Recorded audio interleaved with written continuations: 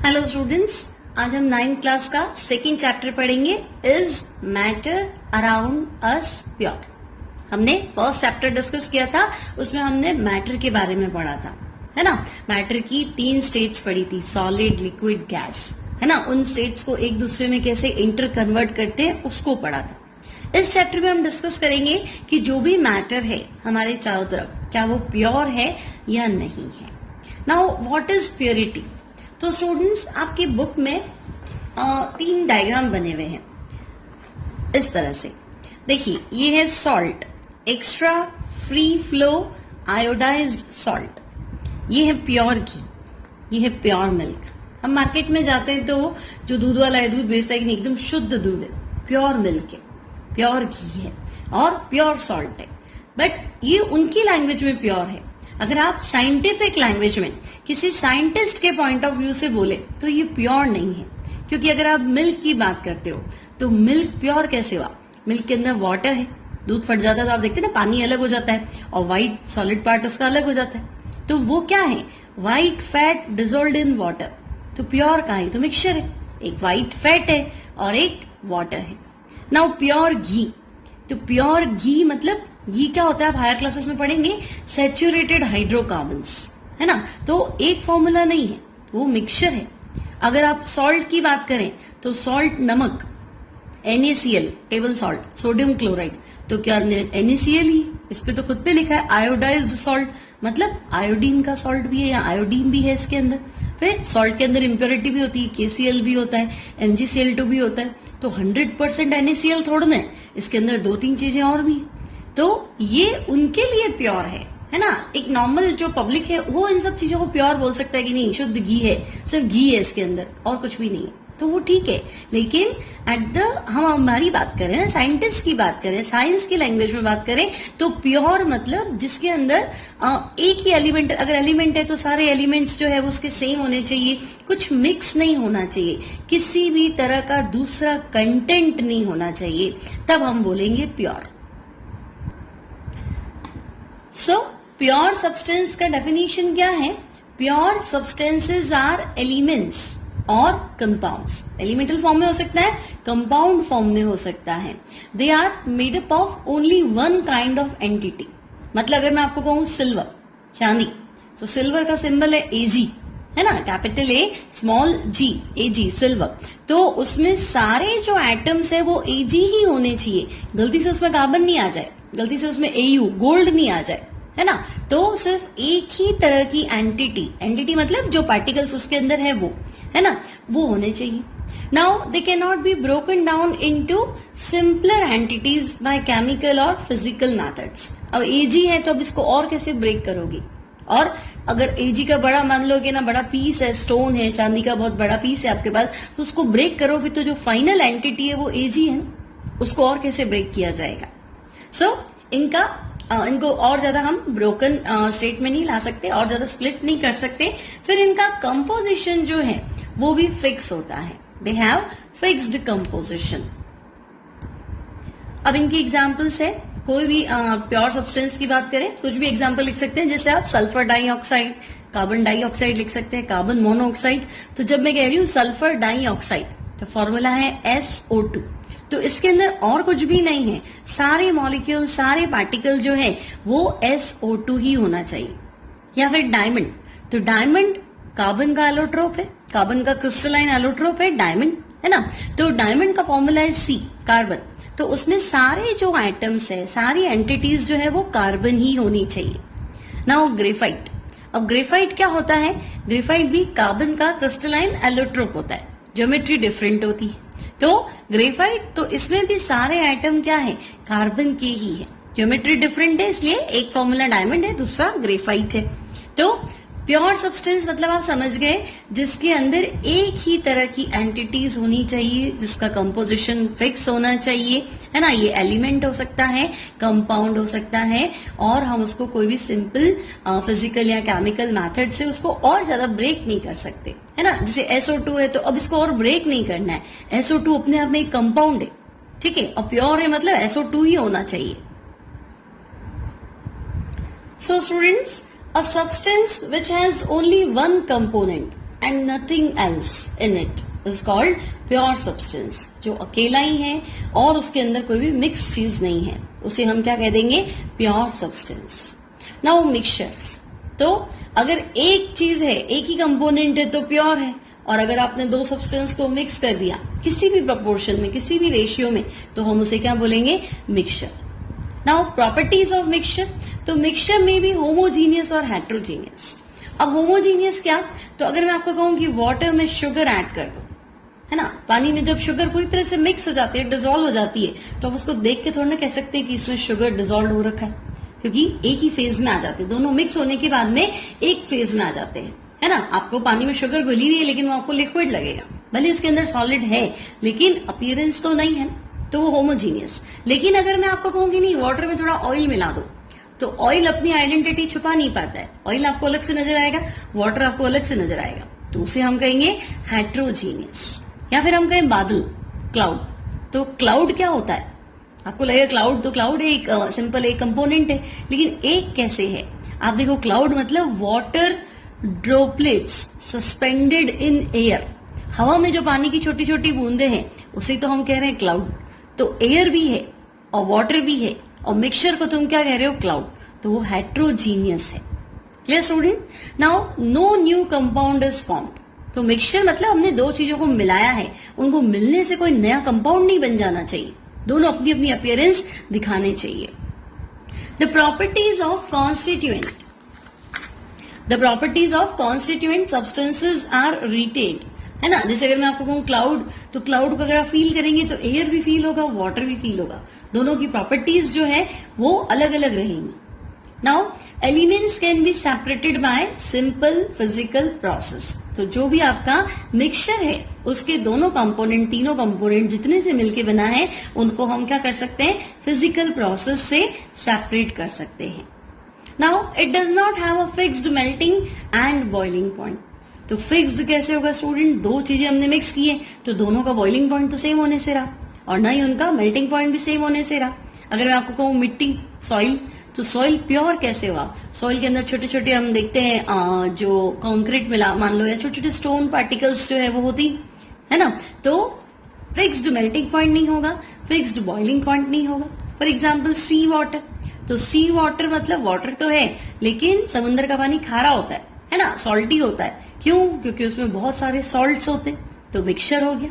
Now salt solution, अगर आपने water में नमक को घोल दिया तो सॉल्ट अपनी अपीयरेंस दिखाएगा, है ना. आप देख के नहीं कह सकते हो होमोजीनियस है, बट जब आप उसको केमिकल टेस्ट करते हो तो सॉल्ट का टेस्ट हो जाएगा. शुगर सॉल्यूशन, शुगर अलग है, वाटर अलग है, तो दोनों जने मिक्स है, तो वो मिक्सचर है. टी, चाय, टी लीव्स नहीं है स्टूडेंट्स, टी, है ना. तो चाय कैसे बनाएंगे? वाटर भी होगा और टी लीव्स भी होंगी. Now coffee, tap water, paint etcetera, ये सब क्या है? मिक्सचर है. नाउ स्टूडेंट मैटर, मैटर मतलब सब्सटेंसेस, इसको हमने दो पार्ट में डिवाइड कर दिया, प्योर भी हो सकता है और मिक्सचर. मिक्सचर मतलब हमने दो जनों को मिलाया है, दो सब्सटेंस को मिलाया है, यानी इम्प्योर हो गया. तो matter can be divided in two parts, pure substance and impure substance, यानी कि मिक्सचर. अब जो प्योर है वो एलिमेंट फॉर्म में भी हो सकता है और कंपाउंड फॉर्म में भी हो सकता है. और मिक्सचर अभी हमने पढ़ा था दो टाइप का होता है, होमोजीनियस और हेट्रोजीनियस. नाउ जो होमोजीनियस मिक्सचर है उसे हम कहेंगे सॉल्यूशन, जैसे salt in water, sugar in water. और जो हेट्रोजीनियस सब्सटेंस है, हेट्रोजीनियस मिक्सचर है, उसे हम कहेंगे सस्पेंशन या कॉलॉइड्स. ये भी सॉल्यूशन ही है. सस्पेंशन यानी डस्ट इन वाटर. तो देखो वाटर भी है, डस्ट भी है, लेकिन कंप्लीटली मिसिबल नहीं है ना. दोनों क्या है? इमिसिबल है. अपनी अपनी अपीयरेंस देख के भी आप बता सकते हो उनको, ठीक है. तो वो हो गया हेट्रोजीनियस. जबकि होमोजीनियस मतलब देख के आप नहीं बता सकते हो, फेज आपको एक ही मिलेगा. लाइक शुगर इन वाटर, तो शुगर इन वाटर है लेकिन फेज तो लिक्विड ही है ना, सॉल्यूशन फॉर्म में है वो. तो अगर होमोजीनियस मिक्सचर है तो हम सॉल्यूशन बोलेंगे, और हेट्रोजीनियस मिक्सचर है तो हम उसे सस्पेंशन या कॉलॉइड्स बोलेंगे. नाउ प्योर सब्सटेंस को हमने दो में डिवाइड किया, एलिमेंट और कंपाउंड. अब एलिमेंट मैंने आपको बताया था मेटल भी हो सकता है, नॉन मेटल भी हो सकता है, और मेटेलॉइड भी हो सकता है. जो मेटल और नॉन मेटल दोनों की प्रॉपर्टी कैरी करता है उसे मेटेलॉइड भी बोलते हैं. और कंपाउंड्स, तो compounds organic and inorganic. Organic मतलब जिसमें कार्बन का होना मस्ट है, कार्बन होगा तो ऑर्गेनिक, और कार्बन नहीं है इट मीन्स इनऑर्गेनिक। तो स्टूडेंट्स आपको क्लासिफिकेशन समझ में आ गया। मैटर को हमने 2 पार्ट्स में डिवाइड किया, pure substance, impure substance. Pure substance में है एलिमेंट और कंपाउंड, एलिमेंट में मेटल, नॉन मेटल और मेटलॉइड, कंपाउंड में organic and inorganic. Similarly impure substance यानी कि मिक्सचर को हमने 2 पार्ट्स में डिवाइड किया, होमोजीनियस मिक्सचर, हेट्रोजीनियस मिक्सचर।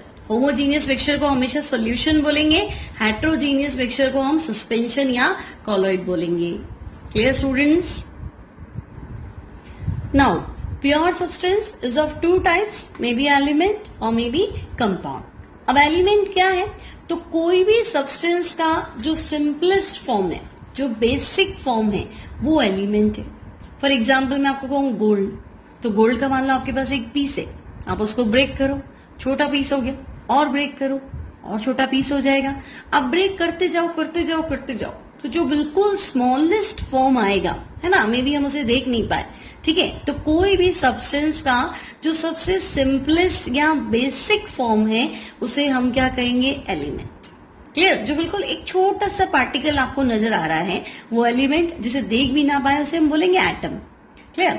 तो an element is the simplest or basic form of pure substance which cannot be broken into anything simpler than it by physical or chemical methods। भी आपने gold को break किया तो gold का formula है Au, है ना। अब आप ब्रेक करो, कितना भी ब्रेक करो, कितना भी छोटा पार्टिकल लिया हो तो Au है तो Au ही रहेगा, या सिल्वर Ag है तो Ag ही रहेगा। तो कोई भी फिजिकल मेथड हो, केमिकल मेथड हो, उसको ब्रेक नहीं कर पाएंगे तो उसे हम बोलेंगे एलिमेंट। सबसे सिंपलेस्ट फॉर्म एलिमेंट ही रहेगा। क्लियर? अब pure substance which is made up of 1 kind of atom, तो इसका एग्जांपल आपके पास है हाइड्रोजन, कार्बन, ऑक्सीजन। जो प्योर सब्सटेंस है उनमें एक ही तरह के एटम्स होंगे, है ना। अगर आप एलिमेंट बोल रहे हो तो एलिमेंट में भी क्या होगा? एटम सारे क्या होंगे? सेम होंगे। जैसे अगर मैंने आपसे कहा हाइड्रोजन, तो हाइड्रोजन का सिंबल है H, carbon C, oxygen O। तो इसको और कैसे ब्रेक करेंगे? लास्ट में मिलेगा आपको क्या? हाइड्रोजन ही मिलेगा, यानी H ही मिलेगा। सिमिलरली अभी आपने देखा हाइड्रोजन तो ये गैस है, कार्बन ये गैस नहीं है, सॉलिड फॉर्म में है, ऑक्सीजन ये गैस है। तो एलिमेंट जो है वो आपका सॉलिड हो सकता है, लिक्विड हो सकता है, गैस भी हो सकता है। फॉर एग्जाम्पल सोडियम, सोडियम की पीसेस होते हैं, कार्बन ये सॉलिड है, ब्रोमीन, मरकरी ये लिक्विड फॉर्म में होते हैं, और नेक्स्ट आपके पास है हाइड्रोजन, ऑक्सीजन ये गैस फॉर्म में होते हैं। तो element may be solid, liquid और gas. Now students, pure substance को हमने 2 पार्ट्स में डिवाइड किया था, एलिमेंट और कंपाउंड। ये प्योर सब्सटेंस मतलब जिसमें एक ही तरह की एंटिटी है, तो वो एलिमेंटल फॉर्म में भी हो सकती है और कंपाउंड फॉर्म में भी हो सकती है। Now what is element? तो एलिमेंट क्या है? कोई भी सब्सटेंस का सिंपलेस्ट फॉर्म है, बेसिक फॉर्म है, जिसको हम आगे कोई भी फिजिकल या केमिकल मेथड से ब्रेक नहीं कर सकते। लाइक कार्बन, तो कार्बन क्या है? एलिमेंट है। अब हम इसे और जाके ब्रेक कैसे करेंगे? कि कोई चीज कार्बन की बनी हुई है, आप उसको ब्रेक कर दो, सबसे छोटा पार्टिकल लिया हो तो जो सबसे छोटा पार्टिकल है वो भी तो कार्बन ही है ना। तो एलिमेंट इज द सिंपलेस्ट और basic form of pure substance which cannot be broken into anything simpler than it by physical or chemical method। उससे ज्यादा सिंपल आप क्या बनाओगे भाई? कोई भी चीज का सबसे छोटा एटम, सबसे छोटा पार्टिकल आप लिया है ना, तो उसे हम बोलेंगे element. Now element is pure substance which made up of 1 kind of atoms only. यानी अगर मैंने आपको कहा कि सिल्वर एक एलिमेंट है, तो सिल्वर में सारे एटम Ag है, कुछ मिक्स नहीं है। अगर मैंने आपसे कहा हाइड्रोजन, है ना, तो हाइड्रोजन एक एलिमेंट है, तो उसमें सारे एटम क्या है? H, कार्बन तो सारे एटम C, ऑक्सीजन तो सारे एटम O। नाउ जो एलिमेंट्स है वो सॉलिड भी हो सकते हैं, लिक्विड भी हो सकते हैं और गैस भी हो सकते हैं।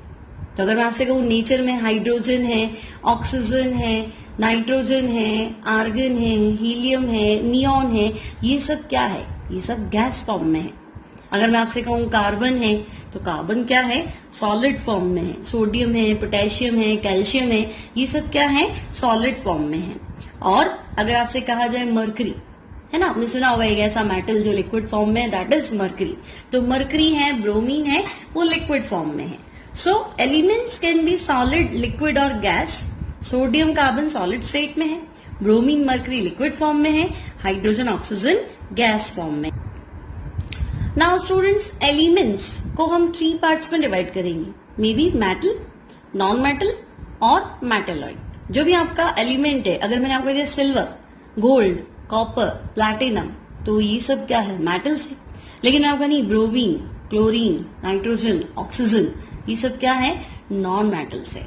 लेकिन अगर मैं आपसे कहूं सिलिकॉन, जर्मेनियम, तो वो क्या है, मेटेलॉइड है। तो मेटल्स क्या, तो मेटल एक एलिमेंट है जो मेलिएबल है, डक्टाइल है and conduct heat and electricity. Now malleable क्या है, डक्टाइल क्या है, इसको हम नेक्स्ट टर्न पे डिस्कस करेंगे। और एग्जाम्पल्स क्या है मेटल की, तो copper, silver, gold, sodium, potassium, ये सब क्या है, मेटल की एग्जाम्पल्स है। नॉन मेटल, तो नॉन मेटल मेटल से थोड़ा डिफरेंट होते हैं, है ना। अब नॉन मेटल जनरली गैस है, हमेशा गैस हो ऐसा जरूरी नहीं, जैसे कार्बन, सल्फर, ये सॉलिड फॉर्म में होते हैं। तो ये जनरली क्या होता है, इलेक्ट्रिसिटी को कंडक्ट नहीं करते हैं। लेकिन एक्सेप्शन है ग्रेफाइट, ये क्या करता है तो नॉन मेटल लेकिन इलेक्ट्रिसिटी कंडक्ट करता है ना। एक्सेप्शन आपको मिलेगा डायमंड, है तो नॉन मेटल लेकिन वो हीट कंडक्ट करता है। सिमिलरली मेटेलॉइड्स, तो मेटेलॉइड्स मतलब जिनमें मेटल और नॉन मेटल दोनों की ही कैरेक्टर्स होते हैं, उसे हम बोलेंगे मेटेलॉइड। मेटेलॉइड के एग्जाम्पल है boron, B representation, silicon, SI, germanium, GE, arsenic, AS, tellurium, TE, antimony, SB, है ना। ये सारे एग्जाम्पल से आपको ऐसे भी याद रख सकते हैं, जैसे भोले, शिवजी, शिव मतलब सिलिकॉन, भोले यानी बोरॉन, शिव मतलब सिलिकॉन, शिवजी यानी जर्मेनियम, एसी आर्सेनिक, टेरी टेलुरियम, आत्मा एंटीमनी। भोले, शिव जी, एसी, तेरी, आत्मा, ये सब जो है एंटीमनी बोलते हैं, सिंबल इसका एस भी है ना। ये सब जो है ये क्या है, मेटेलॉइड्स है। Now students, comparison among properties of metals and non metals. तो हमें देखता है मेटल और नॉन मेटल कैसे डिफरेंशिएट होते हैं। तो देखो, मेटल जो होते हैं, अगर मैं आपको कहूं कि है ना आयरन, तो आप कहेंगे आयरन तो मेटल है। तो आयरन क्या है, स्ट्रांग है, टफ है। लेकिन अगर मैं आपको कहूं कार्बन या कोयला, कोयला क्या है, कोक, कार्बन, है ना, तो वो टफ नहीं है, स्ट्रांग नहीं है। तो metals are strong and tough, non metals are not strong. Next है, metals have high tensile strength. अब टेंसाइल स्ट्रेंथ क्या है, तो मैंने आपको कहा कि आप कागज ले लो, तो आप उसको इजीली टीयर कर सकते हो, है ना, कागज को हम फाड़ सकते हैं। लेकिन अगर मैं आपको कहूंगी नहीं, एक आयरन की पतली सी है ना शीट ले लो, उसको फाड़ो, उसको टीयर करो, तो आप कहोगे कि नहीं, दैट्स नॉट पॉसिबल। तो मेटल का जो टेंसाइल स्ट्रेंथ है, मतलब जब हम उसे खींचते तो वो फटता नहीं है ना, तो उनका टेंसाइल स्ट्रेंथ क्या होता है, बहुत हाई होता है। लेकिन नॉन मेटल्स के साथ टेंसाइल स्ट्रेंथ हाई नहीं होता है। Next, metals are sonorous. अब आप कोई भी मेटल ले लो, चाहे आप गोल्ड ले लो, चाहे सिल्वर ले लो, चाहे कॉपर ले लो, प्लैटिनम ले लो, जब आप उस पर टन टन करोगे, रिंगिंग करोगे, तो उसमें क्या आएगी, साउंड आएगी, है ना। तो मेटल्स जो है वो साउंड प्रोड्यूस करते हैं। बेल वगैरह होती है जो किसकी होती है, घंटी किसकी बनाते हैं अपन, स्कूल की जो बेल होती है ना, उसमें क्या होता है, मेटल होता है। मेटल की आयरन की बेल ले लो, उस पर किसी भी चीज से मारो, पत्थर से मारो, चाहे दूसरे मेटल से मारो, तो वो क्या करता है, आवाज करता है, रिंगिंग साउंड प्रोड्यूस करता है। मीन्स मेटल्स को बीट करते हैं, स्ट्रक करते हैं, तो साउंड आता है, साउंड प्रोड्यूस करते हैं, इसे हम कहते हैं sonorous. So metals are sonorous, लेकिन नॉन मेटल के साथ ऐसा नहीं है। Next, metals are lustrous and can be polished. अब जो मेटल है वो हमेशा उनकी सरफेस जो होती है वो शाइनी होती है, चमकते हैं, लेकिन नॉन मेटल्स के साथ ऐसा नहीं होता है।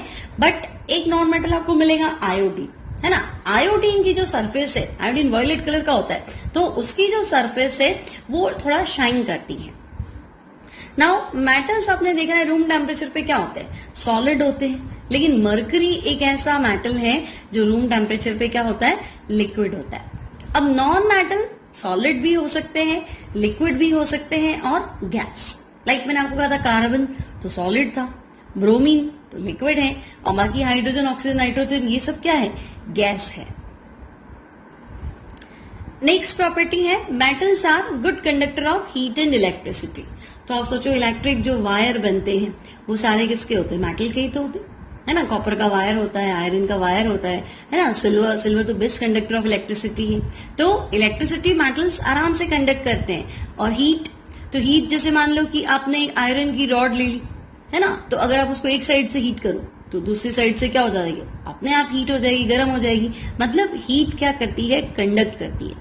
या बहुत बार हम जब खाना बनाते हैं तो चम्मच का एक साइड तो चलो गैस के कांटेक्ट में है ना, जिसमें खाना बन रहा है उस पैन के कांटेक्ट में, लेकिन दूसरी साइड हम देखते हैं अपने आप क्या हो जाता है, हीट हो जाता है, गर्म हो जाता है। मतलब metal is the good conductor of heat as well as electricity. लेकिन नॉन मेटल्स में ना तो हीट प्रोड्यूस होती है ना ही इलेक्ट्रिसिटी। बट प्रॉब्लम क्या है कि diamond is the good conductor of heat, similarly graphite is the good conductor of electricity. Now metals are malleable and ductile. अब मेलिएबल क्या होता है, तो अगर आपके पास कोई भी मेटल है ना, मेटल का पीस है, मान लो आयरन का पीस है, तो हम उससे हैमर से, उसको हथौड़े से पीट कर उसकी थिन शीट्स बना सकते हैं। आपने देखा होगा कि आयरन की थिन शीट्स होती है, एल्यूमिनियम की भी थिन शीट्स होती है। तो मेटल को हैमर करके हम पतली पतली चादरों में कन्वर्ट कर सकते हैं, थिन शीट्स बना सकते हैं। लोहे के दरवाजे होते हैं ना, वो क्या होता है, मेटल की शीट ही तो होती। तो मेटल को हैमर करके थिन शीट्स में कन्वर्ट करना इज मेलिएबिलिटी। और हम मेटल को, शीट को या मेटल को पतले पतले तारों में कन्वर्ट कर सकते हैं। They can be drawn into thin wires, तो इसे हम कहते हैं डक्टिलिटी। सो मेटल्स जो है वो मेलिएबल भी होते हैं, डक्टाइल भी होते हैं। लेकिन नॉन मेटल के साथ ऐसा नहीं है। अगर मैं आपको कहूं कोयले का पीस है, कार्बन है, नॉन मेटल है, तो वो ब्रिटल होता है, टूट जाता है। तो न तो हम उसकी कोई शीट बना सकते हैं, न उसका कोई पतला तार बना सकते है ना। हम इसमें कार्बन का तार बनाया, कार्बन तो नॉन मेटल है, तार कैसे बनेगा। लेकिन अगर मैं आपको नहीं लोहे का तार बनाया, चांदी का तार बनाया, सोने का तार बनाया, तो पॉसिबल है। क्लियर। तो non metals are brittle and they neither be malleable nor ductile. Now आपके पास एक क्वेश्चन है, state 2 reasons for believing that copper is metal and sulphur is non metal. तो स्टूडेंट्स टू क्या बहुत सारे रीजन दे सकते हैं कि कॉपर मेटल है, तो तुम कहोगे कॉपर सॉलिड है, हार्ड है, और कॉपर में लश्यर है, मेटालिक लश्यर होती है इसके अंदर। फिर copper is the good conductor of heat and electricity. फिर कॉपर को हम थिन शीट में कन्वर्ट कर सकते हैं, वायर में कन्वर्ट कर सकते हैं, मींस मेलिएबल है, डक्टाइल है। लेकिन अगर हम सल्फर की बात करें तो सल्फर में ना तो कोई करंट आएगा है ना, तो bad conductor of electricity as well as heat भी पास नहीं करेगा, तो it is bad conductor of heat and electricity. Sulphur को हैमर करेंगे तो टूट जाएगा पीसेस के अंदर, यानी ना तो वो मेलिएबल है ना ही डक्टाइल है। Clear students. So copper is metal and sulphur is non metal.